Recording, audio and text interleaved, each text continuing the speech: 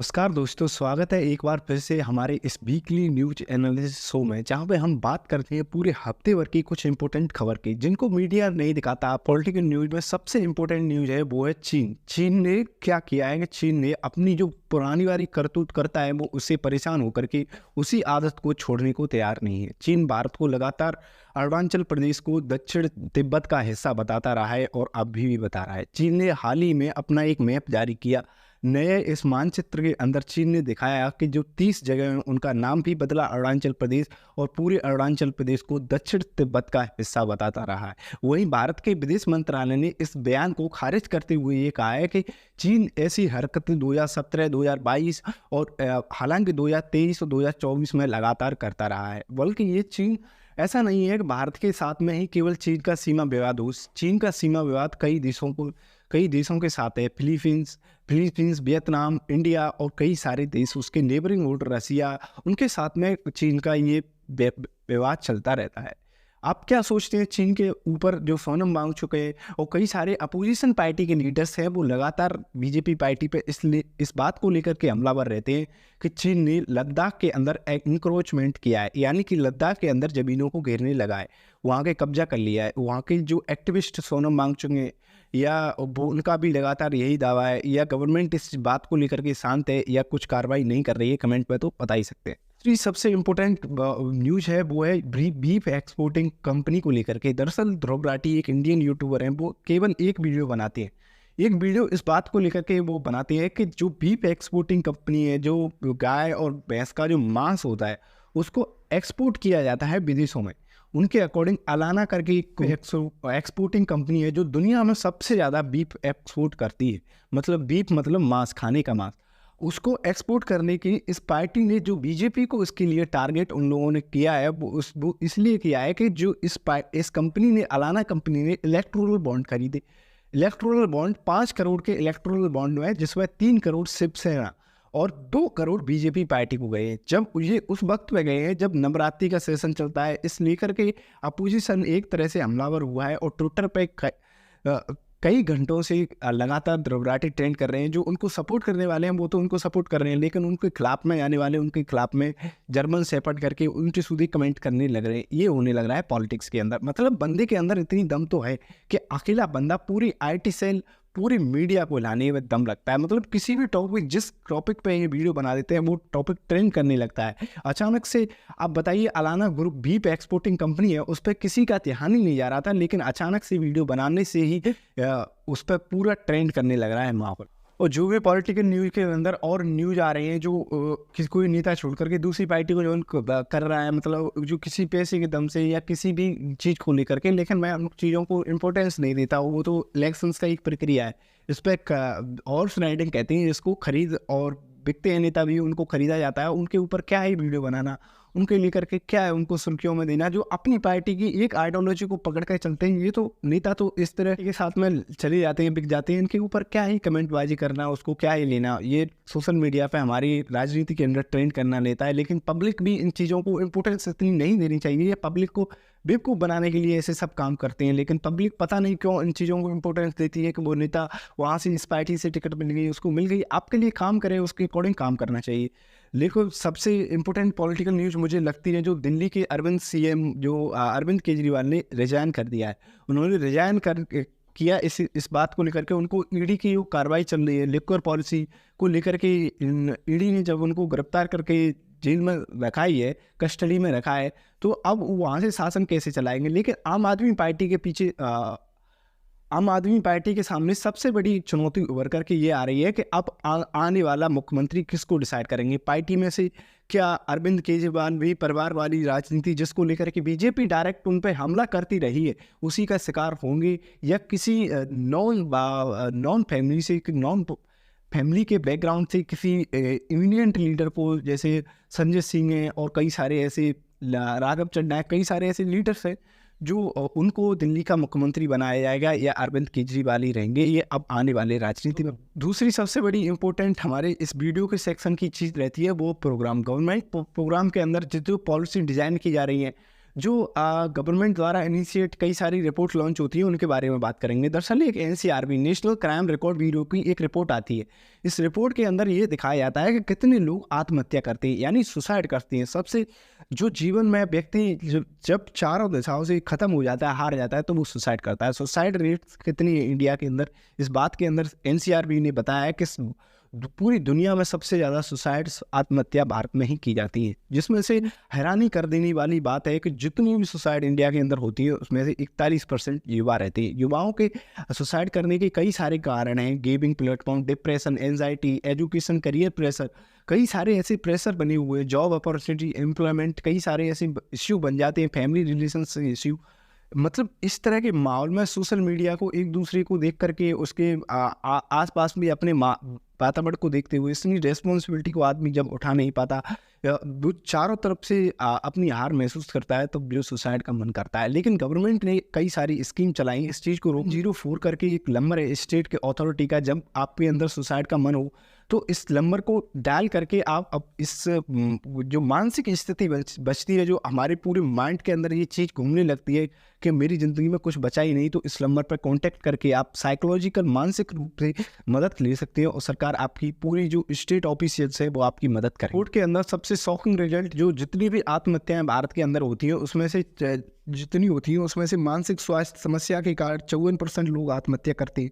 Family issue के कारण 36% लोग आत्महत्या करते हैं। एजुकेशनल स्टेट मतलब शिक्षा को लेकर के, करियर के बारे में 30% बच्चे आत्महत्या करते हैं।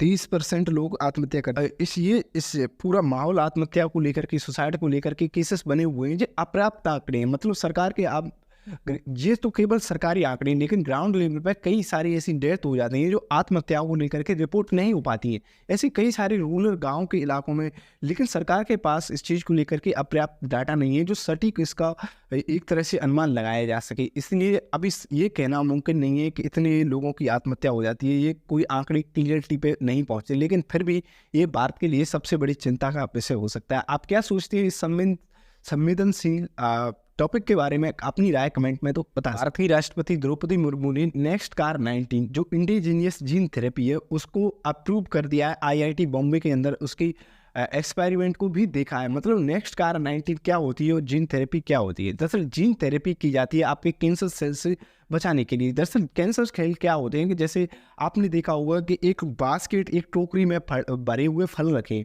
उस फले में एक फल जब सड़ जाता है तो वो धीरे धीरे सबको सड़ा देता है। इसी तरह से कहते हैं ना, एक मछली पूरे तालाब को गंदा कर देती है। इसी तरह से एक जब हमारी बॉडी नीचे अब अपने शरीर को समझिए, हमारा शरीर छोटे छोटे सेल्स यानी अणुओं से बना हुआ है, छोटे छोटे पार्टिकल से।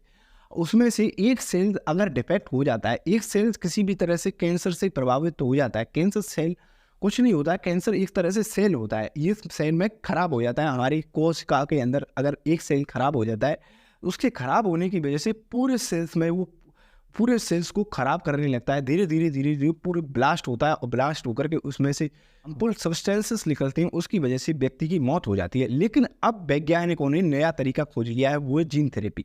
जीन थेरेपी के अंदर क्या किया जाता है कि उस व्यक्ति को कैंसर हुआ है, उसी का जीन्स के एक सेल्स का जीन्स लेकर के उस जीन से उसी सेल को मारने का काम किया जाता है, केवल उसी को टारगेट करके लेजर के जरिए जो खराब हो चुका है। इससे वो जो डिफेक्ट है, अब यूं समझिए एक बास्केट के खराब फल था, आपने उसको निकाल दिया अंदर से खींच करके अच्छों में से, तो सारे फल अच्छे बने रहेंगे। इसको कहते हैं नेक्स्ट कार 19। अब इंडिया के अंदर जो कैंसर का इलाज लाखों करोड़ों रुपए में विदेश में होता था, वो भारत के अंदर सस्ता होने लगेगा, क्योंकि ये इंडिजीनियस अप्रूव की गई। विश्व होम्योपैथी दिवस 10 अप्रैल को बनाया जाता है। होम्योपैथी इसको कहते हैं जो हमारी जड़ी बूटियों और हमारे आसपास में जितनी ये प्रकृति पेड़ पौधे मौजूद है हमारी प्रकृति में, उनसे दवाइयाँ बनाई जाती हैं, उसको कहते हैं होम्योपैथी। लेकिन आश्चर्यचकित करने वाली बात है कि भारत के बाबा इस तरह के एड्स करने लगते हैं। दरअसल उसी दिन 10 अप्रैल को ही जो सरप्राइजिंग बात है, आश्चर्यचकित इस बात को लेकर के होंगे, आपके भारत के योग गुरु कहे जाने वाले बाबा रामदेव को उसी दिन सुप्रीम कोर्ट के द्वारा फटकार लगाई जाती है। किस लिए? कि कोरोनिल और दवाओं के जो कई सारे उनकी एक दवाई है कोरोनिल, जो कोरोना में बनाई थी वैक्सीन करके, उसको प्रचार किया था खूब। और जो दवाइयों को वो भ्रामक एड चलाती हैं, मिसलीडिंग एड्स चलाते हैं, जो लोगों को एक तरह से भ्रामक करके जो झूठे दावे किए जाते हैं, उस केस में सुप्रीम कोर्ट के अंदर उनको फटकार लगाई।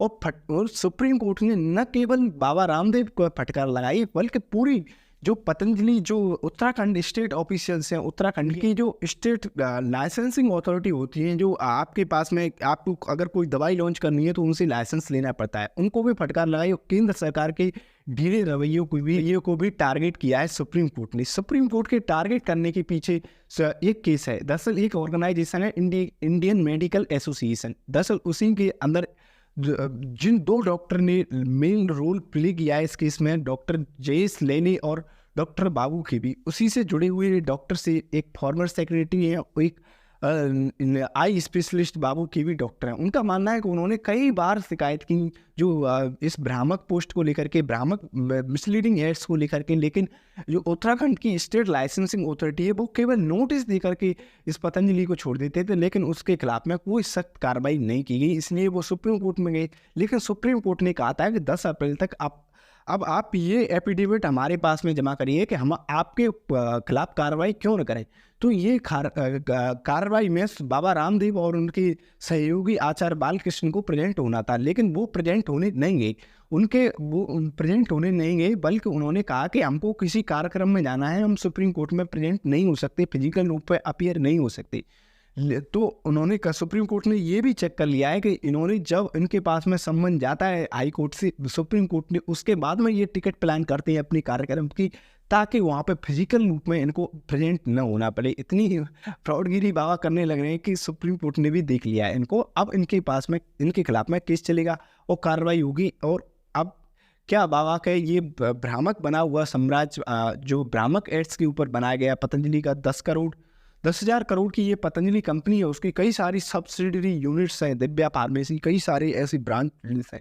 अब क्या होगा इस केस में, वो तो आने वाले वक्त में ही। एक चैत्र नववर्ष की शुरुआत हो जाती है, जब चैत्र की पूर्णो पड़ती है, जब ये महीना चैत्र का ही चल रहा है। अगर आप ये किस चीज़ से माने जाते हैं, जो अप्रैल का मंथ है, वैसे तो हम इंग्लिश के जॉर्जियन कैलेंडर को फॉलो करते हैं, पूरा इंटरनेशनल पूरे वर्ल्ड में जॉर्जियन कैलेंडर फॉलो किया जाता है, जो कि हमारे सूर्य को लेकर के आधारित बना करके उस पर बनाया गया है। उसमें डेट भी ऊपर नीचे नहीं होती। दरअसल जॉर्जियन कैलेंडर के ही महीनों के नाम है जनवरी, फरवरी, लेकिन जो हिंदू कैलेंडर है, जो इसको एक तरह से इसको सनातन कैलेंडर माना जाता है, वो है विक्रम संवत। दरअसल विक्रम संवत जो माना जाता है, उसकी शुरुआत उसकी नववर्ष मनाई जाती है इस चैत्र की पूर्णमासी से, जो यहीं से स्टार्ट होते हैं नवरात्रि। अब ये पूरे भारत के अंदर ऑब्जर्व किया जाता है इस त्यौहार को नवरेज के नाम से, जम्मू कश्मीर के अंदर और कई अलग अलग इलाकों में इस नववर्ष को अलग अलग नामों से जाना जाता है। विक्रम संवत जो नए कैलेंडर की शुरुआत की थी, इस नए साल की, जिसके अकॉर्डिंग शुरुआत होती है, जो विक्रम एक राजा हुआ करते थे, उन्होंने जो बाहर से हमारे देश में आउटसाइडर जिनको कहते हैं, इन्वेडर्स कहते हैं, उनको आक्रमणता कहते हैं, वो आए थे, उनको खदेड़ करके भारत देश से बाहर निकाला था। उज्जैन पर आक्रमण करके उन्होंने विक्रम संवत कैलेंडर की शुरुआत की थी। आपको कैसा लगा ये प्रोग्राम, हम यहीं पे फिनिश करते हैं। अगर आपको कोई भी हमारे विचार पसंद नहीं आए हो तो कमेंट सेक्शन में बता सकते हैं।